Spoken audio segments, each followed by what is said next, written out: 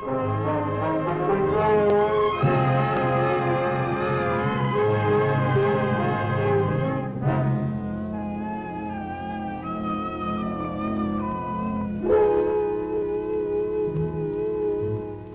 was a time not so long ago when roads weren't much of a problem. You just went where you could, when you could, the best you could. We can give Henry Ford the credit or the blame for starting this whole ghastly highway problem just 2 years after Oklahoma entered statehood, when he put together his first T-Bird, his first 1909 model T-Bird. That year, Ford's backyard factory sold 1,700 of the putt-putt horseless carriages, and they quickly became the talk of the nation. Before long, Ford had started making his Model Ts on the assembly line basis and selling them all over the nation for $390 each. It was then that the really big puzzle began to rear its ugly head. Where can you drive the pesky critters? From that time on, highway engineers, road builders, and politicians have been running a frantic battle, usually a losing battle, trying to keep ahead of those pesky critters that now bind our nation together in one constant stream of traffic.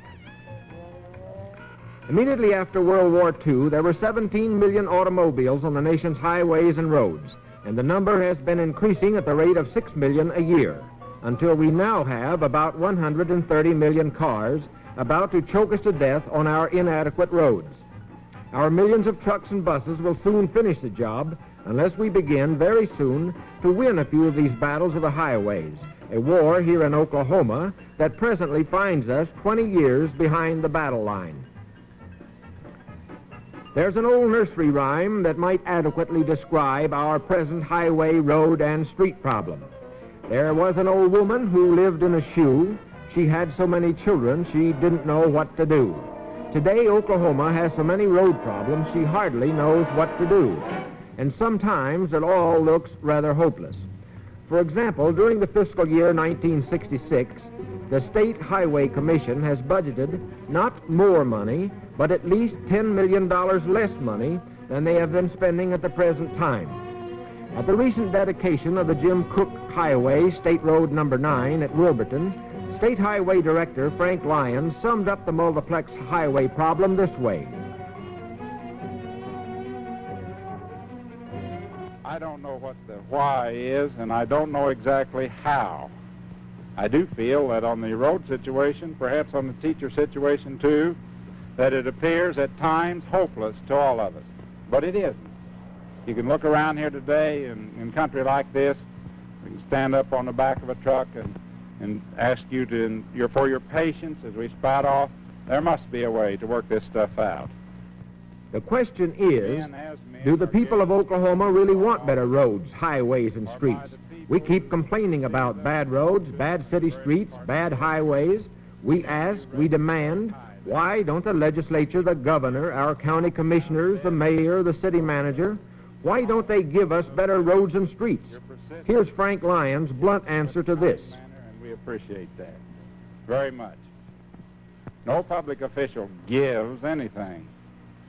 He might direct it, he might administer it, but he doesn't give a thing. He doesn't have anything to give except himself. He only gives what you all want. Sometimes we put our head in the sand and we say we want one thing and then we don't really go after it. We talk again of Texas or the other states who have large highway systems. We can beat them all to pieces and do it easily if we really want to. I hope we do. But do we really? Or are we just sticking our collective heads in the sand today when we moan and complain about our streets and highways, about our extremely large traffic fatality rate, and insist that our roads must be safer and kept in better condition? New and better roads, properly maintained, and safe streets and highways, they cost a lot of money, very much money. And money today, where roads are concerned, means more taxes. We found practically no one who disagreed with this premise. There just simply isn't enough money today to tackle our huge road problems. We're too far behind. We've put too many patches on the seat of our highway trousers in our attempt to avoid buying a new pair of pants.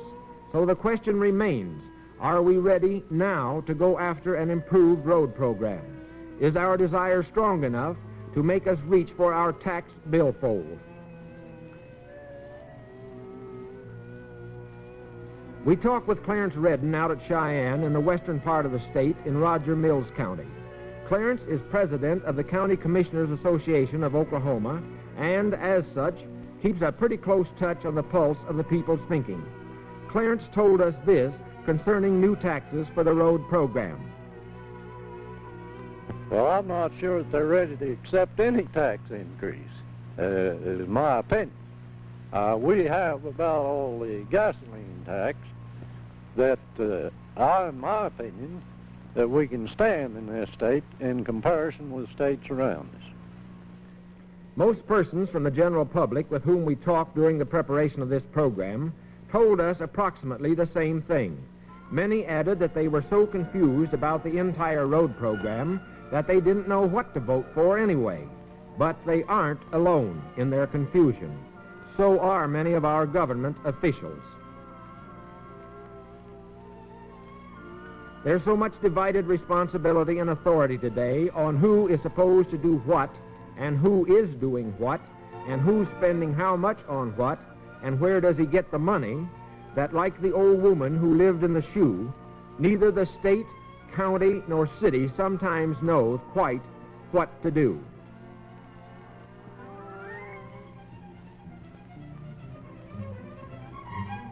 Because of this confusing jigsaw road puzzle, the legislature in 1962 authorized a $500,000 needs and fiscal study of our entire highway program in an attempt to bring some semblance of order and clarity out of all of this confusion. This revolutionary attack on the state's highway problems was the first ever attempted in the United States that covered a state's entire road system network involving the state and the counties and the cities.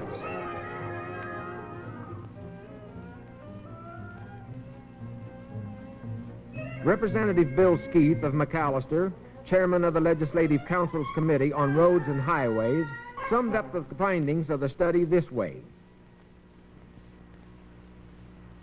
The estimate of the engineers, we're running some 20 years behind what we should be at this point.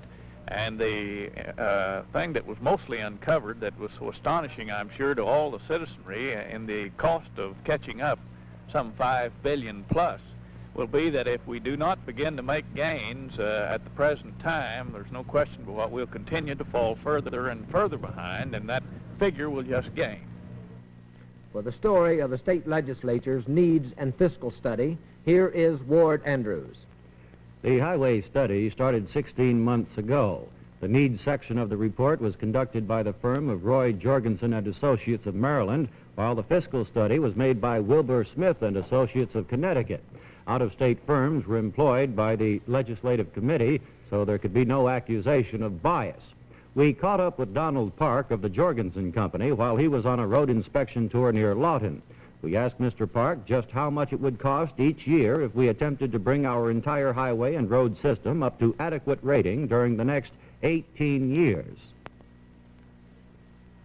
And on this basis, keeping in mind this target date of 1982 for adequate highways in Oklahoma, it would require an annual expenditure for everything, construction, maintenance, administration, of $308.6 million a year. Of this, around $158 million would be for state highways, around $80 million for county roads, and around $70 million for city streets. We're spending less than one-half of this amount on our road system in Oklahoma at the present time. We talked with Mr. Park about the relationship between a good highway system and a state's growth and prosperity. Which we must look forward to.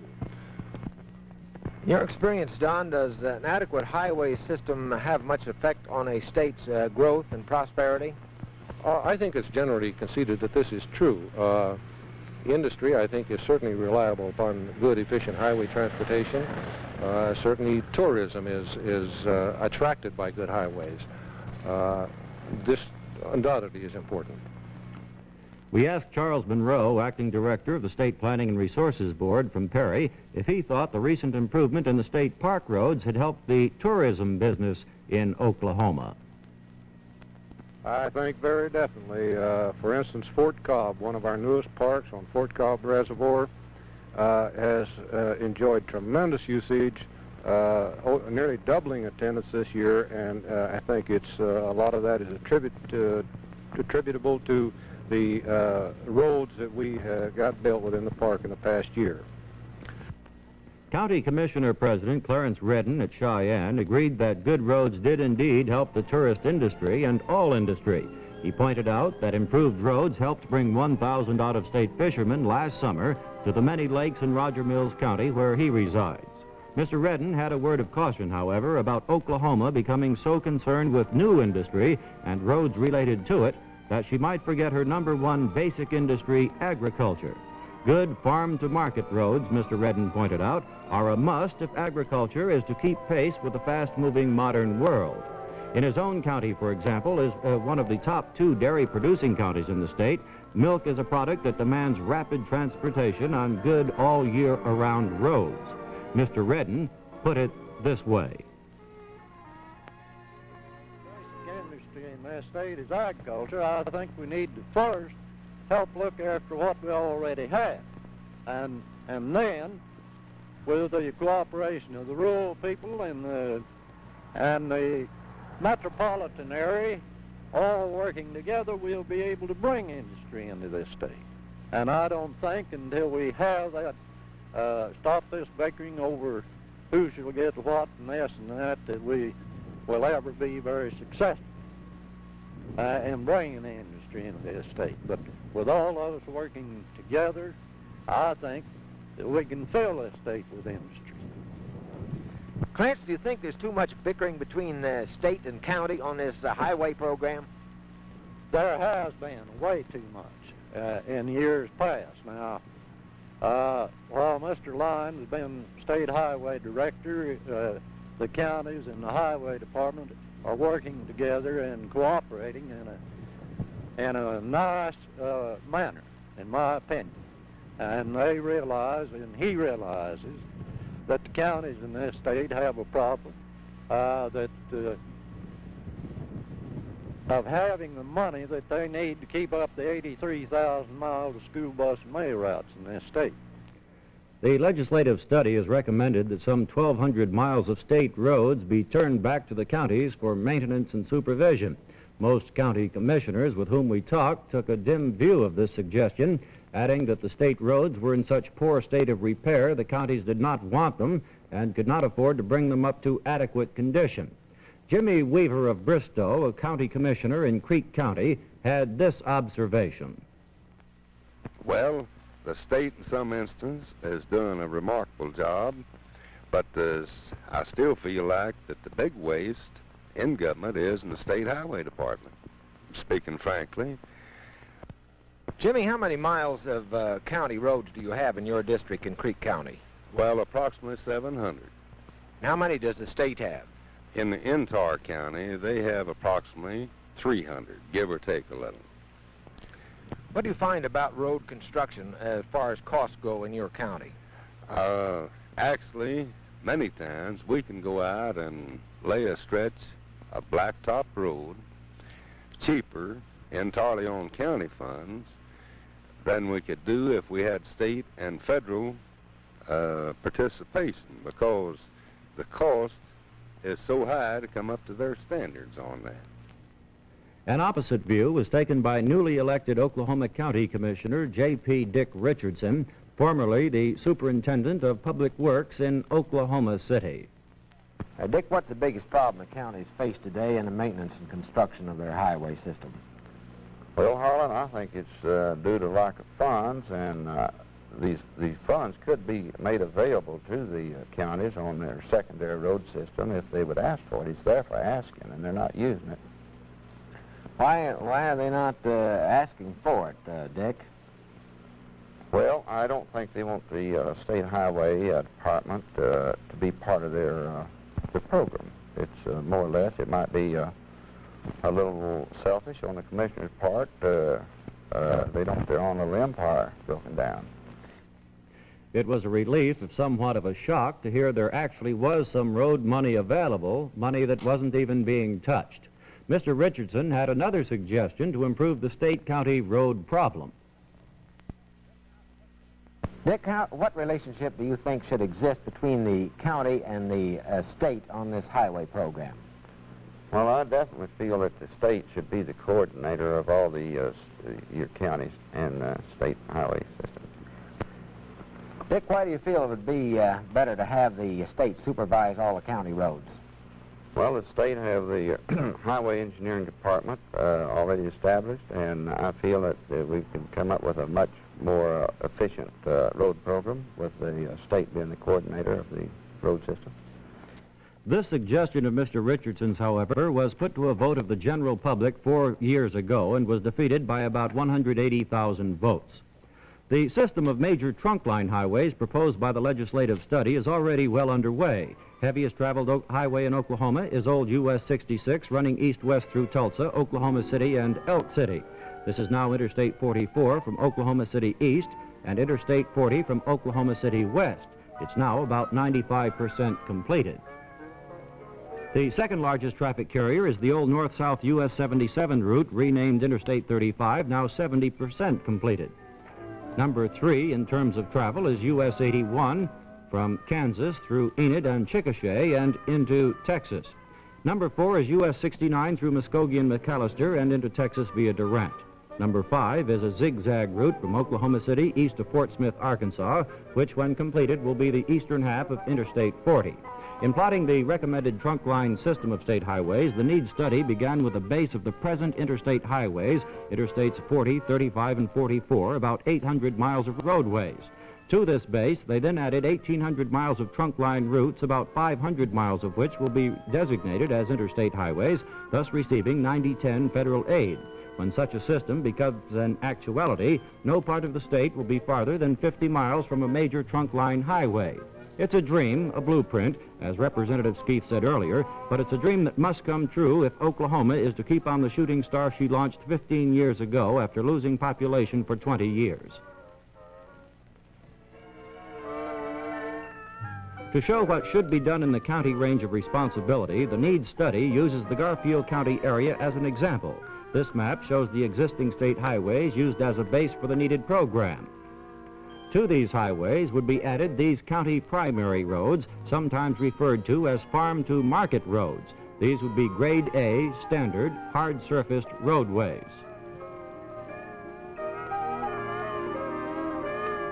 The city streets, they're the big problem, the orphan of the highway network. Traditionally, Oklahoma was considered a rural state, but during the past 20 years, 40% of the population has shifted to the urban areas. What to do with this influx and how to get streets for them to safely run their cars over and time signal lights to keep the traffic flowing, those are the big problems the cities face today. There is pitifully little relief, very few ways for a city to raise revenue to care for its mounting transportation problems. 73% of the streets inadequate and no improvement in sight.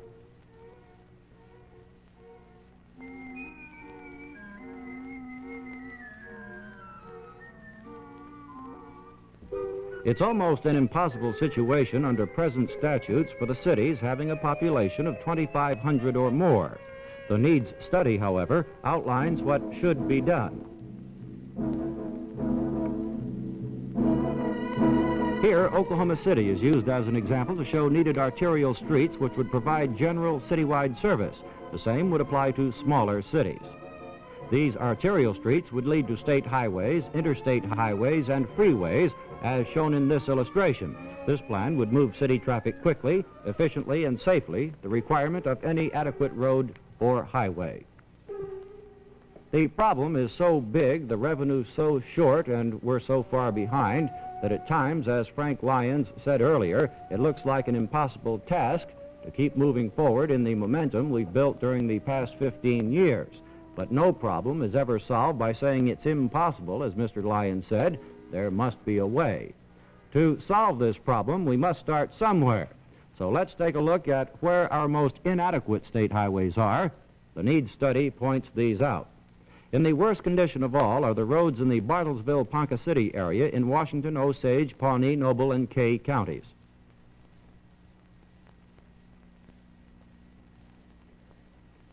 Next comes the state highways west of McAllister, extending to the Ada area in Pontotoc County, where the needs study suggests returning 65 miles of state roads to county supervision.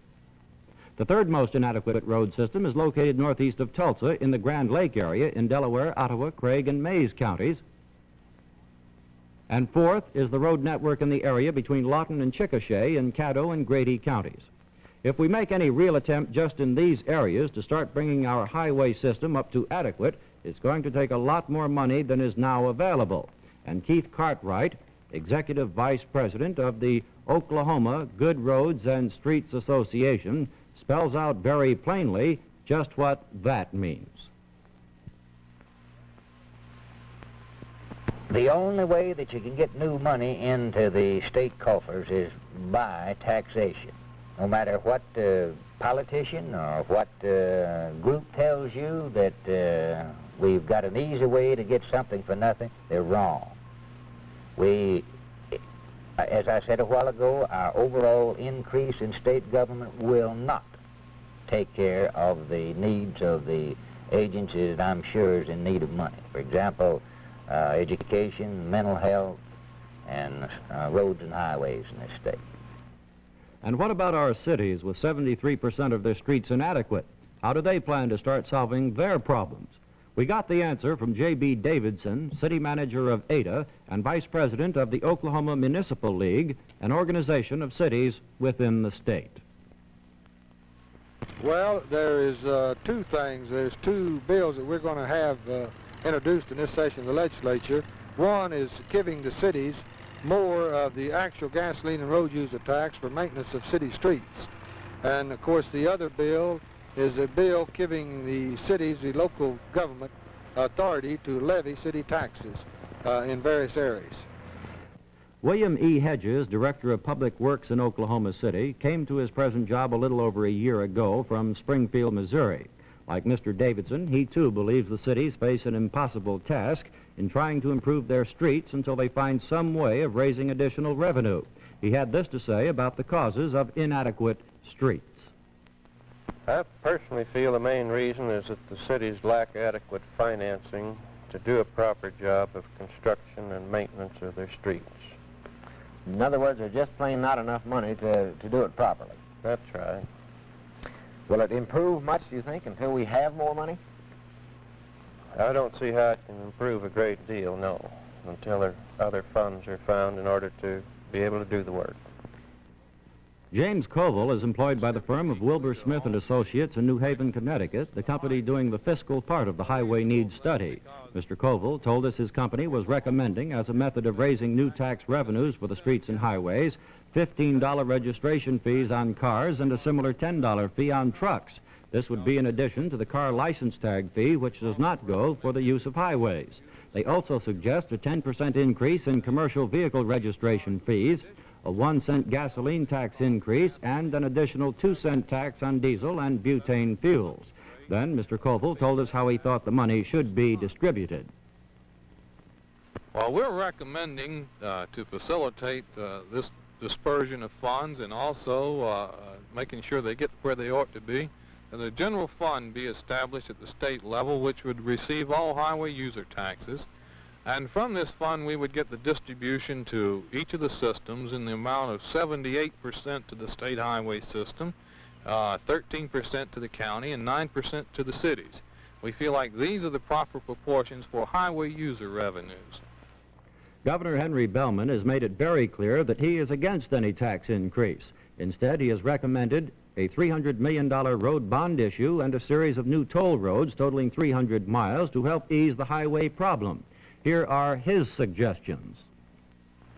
I have written a letter to the chairman of the Oklahoma Turnpike Authority, Mr. Marvin Millard of Tulsa, suggesting that the Turnpike Authority ask the State Highway Department for funds to conduct a feasibility study on 5 additional routes. These routes include roads from Tulsa to Broken Arrow to Muskogee and on to I-40 near Weber's Falls. Also a route from Tulsa past Sand Springs over to I-35 somewhere south of the Kansas line. Also a road inside the Oklahoma City limits to handle some of the most congested traffic in this city. Another route that's proposed is from Davis past the Ada area and on to Henrietta, and there is an additional route which would go from McAllister on to Hugo, which is Section B of the Eastern Turnpike. Now, if these roads should prove to be feasible, 4 of them would require legislative authorization before they could be financed and built. Section B of the Eastern Turnpike has already been authorized, and so all that's required there is a feasibility report showing that it would pay out. Once again, here's Harlan. What are the possibilities, what are the probabilities that our highway program will now start moving ahead, trying to overcome our past ineptness, instead of allowing the arteries of our economic life to continue to harden and decay? State Highway Director Frank Lyons summed it up this way. That it's our hope that in the present situation with the educational program, the highway program, mental health, higher education that you're seeing shaping up, that we all do move ahead together. I think we can. I hope we do. And the other thing that I do not want to see, I'm only appointed official working with these people, for them, is this, that if we hang it on the legislature and expect them to create a miracle here, then we're asking too much. We'll have to decide as a people what we're going to do and see if we can do it, and see if we can talk to the governor, to the legislature, and help them. We can't send them up there and let them just wrangle it out without any hope of help from all of us, every last one of us. And I want to see us, if we possibly can, move ahead together. Maybe we can and maybe we can't. We've had so many requests, especially from teachers, high school, and college students, asking for copies of scripts of the Oklahoma USA documentaries, that we have decided to make copies available free of charge to the first 50 requests we receive. So if you desire a copy of the Oklahoma USA scripts, just write to us, Oklahoma USA, KWTV, Oklahoma City. But please remember that we can fulfill only the first 50 requests. So write early, okay? Oklahoma USA will be aired during the month of, not be aired during the month of December because of the Christmas holidays, but on January 20th, our monthly documentary, we'll deal with the explosive teacher situation in our state. It's called Our Teachers, the New Image. Until then, on behalf of the staff of Oklahoma USA, good night.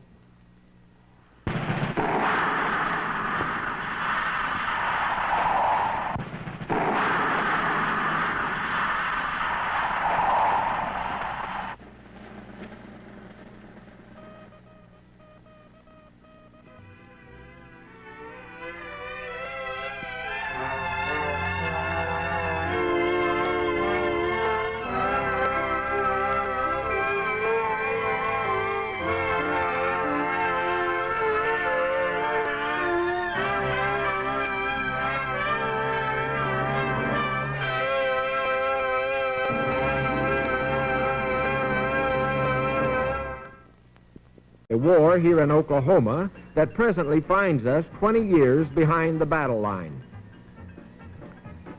There's an old nursery rhyme that might adequately describe our present highway, road, and street problem. There was an old woman who lived in a shoe. She had so many children she didn't know what to do. Today, Oklahoma has so many road problems she hardly knows what to do. And sometimes it all looks rather hopeless. For example, during the fiscal year 1966, the State Highway Commission has budgeted not more money, but at least $10 million less money than they have been spending at the present time. At the recent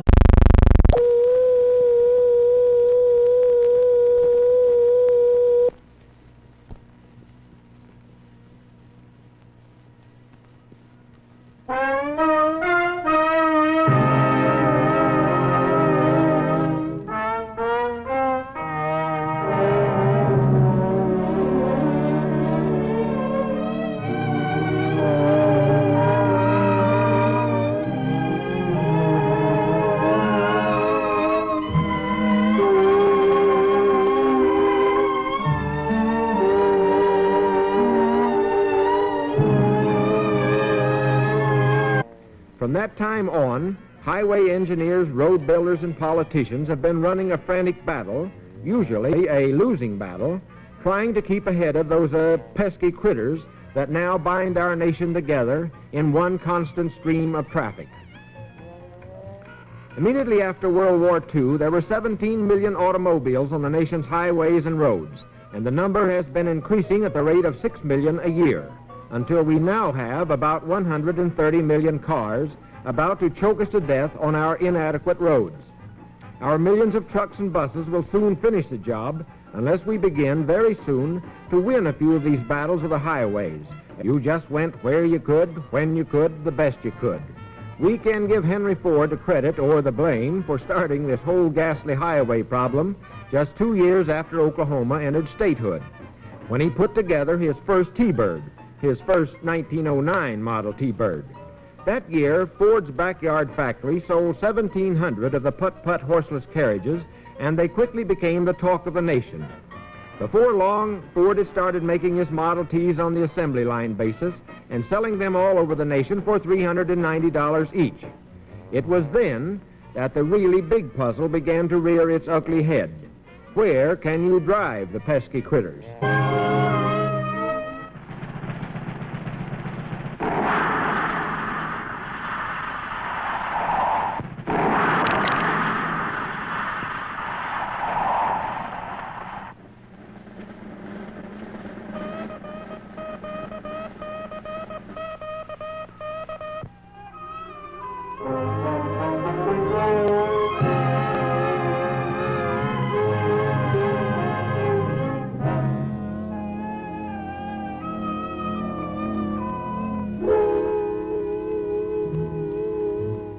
There was a time not so long ago when roads weren't much of a problem.